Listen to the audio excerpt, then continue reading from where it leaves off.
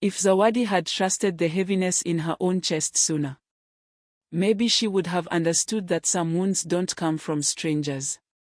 Sometimes the first person to break you is the person who was meant to love you the most. Zawadi grew up believing two truths at the same time. 1, she was beautiful. 2, she was a problem. The first truth came from the world. The second came from her mother.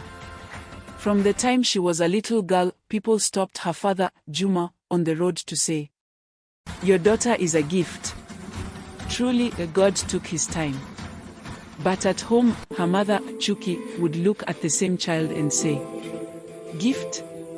Where? God made you when he was in a hurry." She didn't say it once.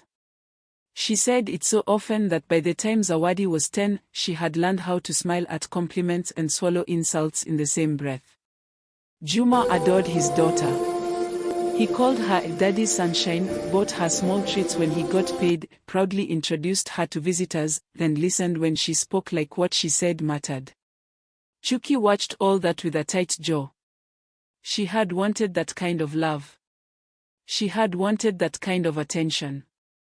But life had skipped her and landed on her child instead. The first time Chuki really showed her true colors, Zawadi was 8. She stood in front of the cracked mirror, pouting, turning her little face left and right. Her school had taken a class photo and she'd finally seen herself printed on paper.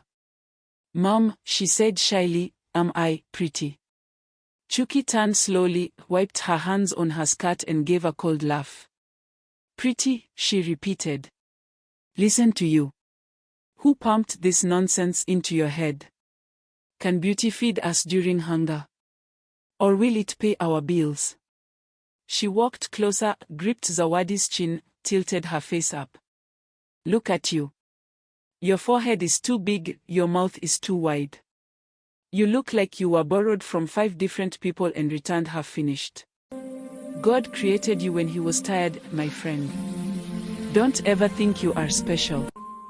She let go and walked away, still laughing. That night, when Juma said, "My beautiful girl, how was school?"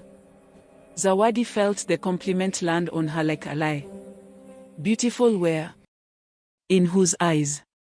When Zawadi turned 13, the comments from outsiders grew louder. A neighbor saw her returning from the shop and whispered, Your daughter will have men lining up from here to Nairobi." Another aunt said, "With that face, doors will open for her.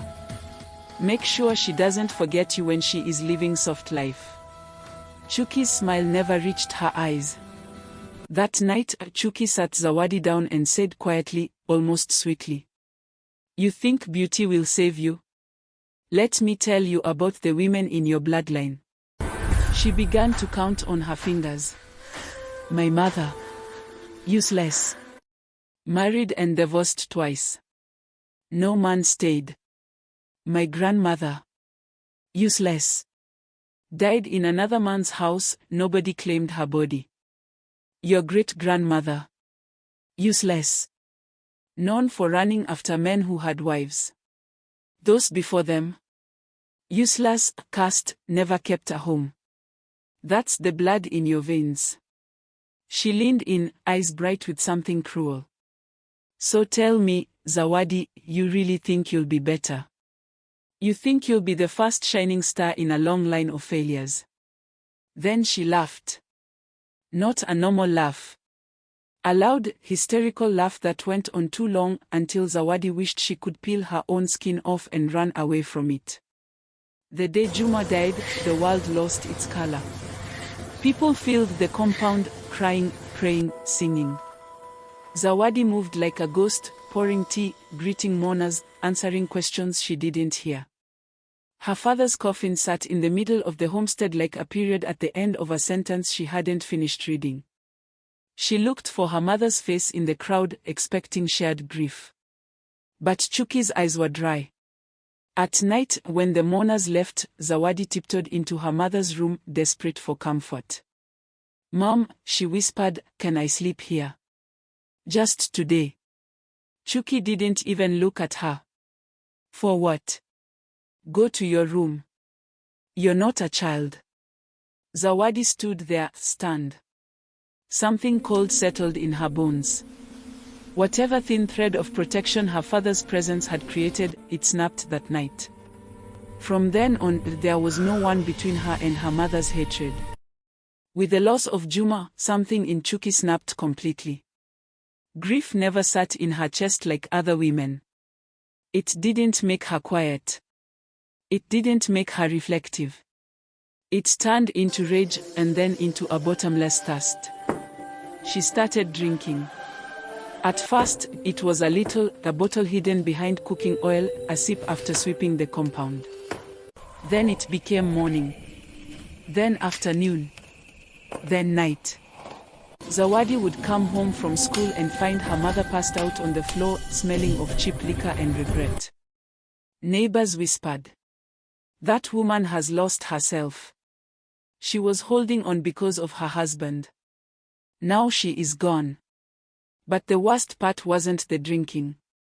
It was the men. At first, it was one man, a widower who pitied her. Then another, a traveler who stayed for 2 nights. Then another, a border rider who visited too often. Within months, the house became a revolving door of strangers. They came at all hours, stumbling, laughing, banging doors, asking for food like they lived there. Zawadi, barely 17, learned to sleep with the door locked and a chair pushed under the handle. But even that didn't stop the fear. One night, 2 drunk men arrived with Chuki, loudly arguing about who she owed. They pushed their way in, shouting, reeking of sweat and alcohol. Chuki laughed like it was entertainment.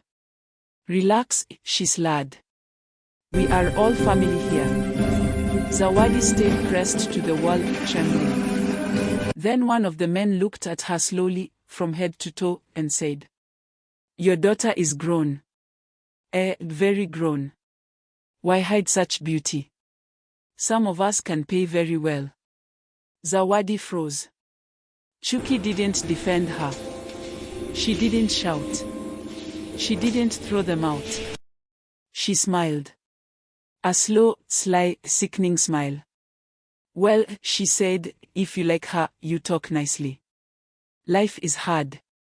I also need help." Zawadi felt the world tilt under her feet. The man stepped closer, breath hot and sour. She grabbed a cooking stick and screamed for help. Neighbors came running. The men stumbled out, laughing. Chuki staggered behind them, shouting slurred insults at Zawadi. "You think you're too special. You think men only want you for marriage. Men are men. They will always want something." It wasn't the last time. Another week, another man. Another drunken night. Another time she tried to offer her daughter in exchange for money, favor, or attention. Zawadi learned that night that her mother could sacrifice her without blinking. And as if offering her to strangers wasn't enough, Chuki also found ways to poison anything that made Zawadi feel wanted or liked. What stung even more was how Chuki reacted when people genuinely liked her daughter. In high school, if a girl came over to study, Chuki would wait until they left, then say, "Those are not your friends. They are spying on you. They are waiting for you to fail so they can laugh." At university, when course mates invited Zawadi out for a simple birthday or group meeting, Chuki would call 10 times in one night, demanding, "Where are you? With who? Doing what? You think those people love you? Ask yourself why they never visit me. They only want the parts of you I suffered to raise." More than once, a friend came home only to be met with a cold face and a sharp tongue. "You again? Don't you have your own house?" They stopped coming.